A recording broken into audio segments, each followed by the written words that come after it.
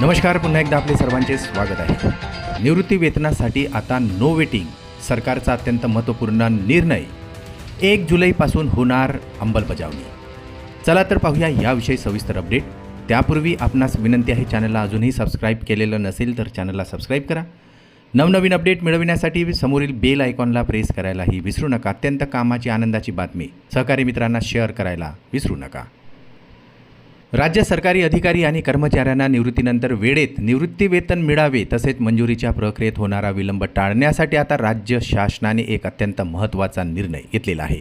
यापुढे निवृत्ती वेतनासाठी आवश्यक असलेले अनेक वेगवेगळे अर्ज आणि नमुने रद्द करून त्याऐवजी आता एकच सर्वसमावेशक नमुना 5A लागू करण्यात आलेला आहे।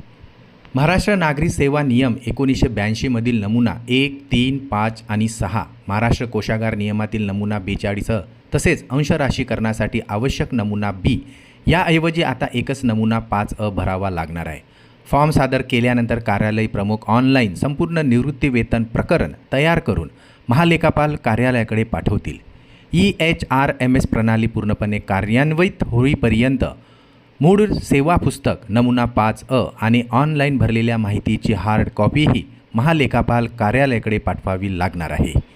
हा निर्णय 1 जुलै 2026 पासून आता अंमलात येणार आहे। सध्या निवृत्त होणाऱ्या कर्मचाऱ्यांना निवृत्ती वेतनासाठी विविध नमुन्यामध्ये माहिती भरून कार्यालय प्रमुखाकडे सादर करावी लागते।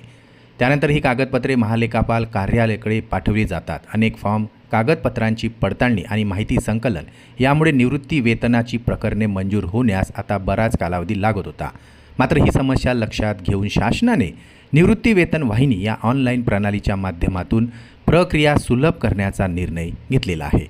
विविध विभागांच्या स्वतंत्र सेवार्थ प्रणालीमध्ये आवश्यक बदल करण्याचे निर्देशही शासनाने सदर शासन निर्णयात दिलेले आहेत।